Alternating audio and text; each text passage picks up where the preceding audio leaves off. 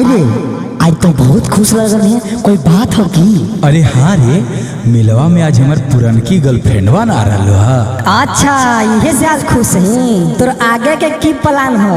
रुक डिटेल में बताबो यो।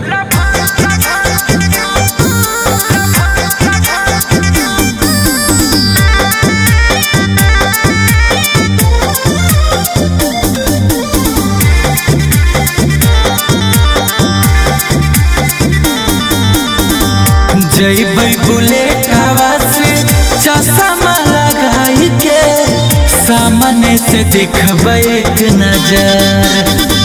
जैबै बुलेटवा से चश्मा लगाई के सामने से देखबै एक नजर।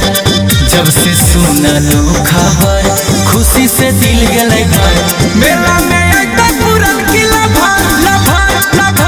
जानू है गौवा शहर हमरा के करो नहीं है डर।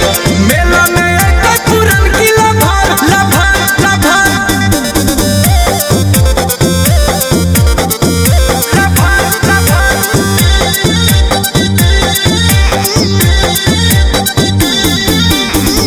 पहिले इशारा करबै रहबै तनी दूर रे। कौनो बहाना बतियाई जरूर रे। पहिले इशारा करबै रहबै तनी दूर रे। कौनो बहाना बतियाई जरूर रे। बड़ी दिन के लिए सबर अभियो है प्यार के असर। मेला में मिलता पुरन की लभर लभर लभर। जानू है गौवा शहर हमरा के करो नहीं है डर।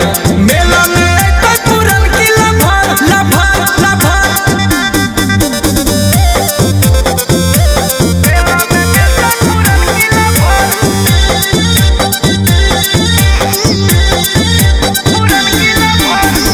ढेर दिन बाद मिलबै याद होतै ताजा।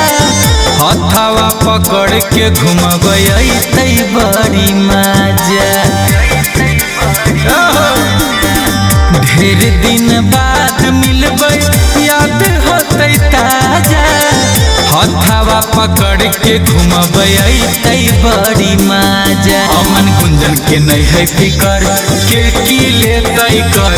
मेला में अइतै पुरन की लभर लभर लभर।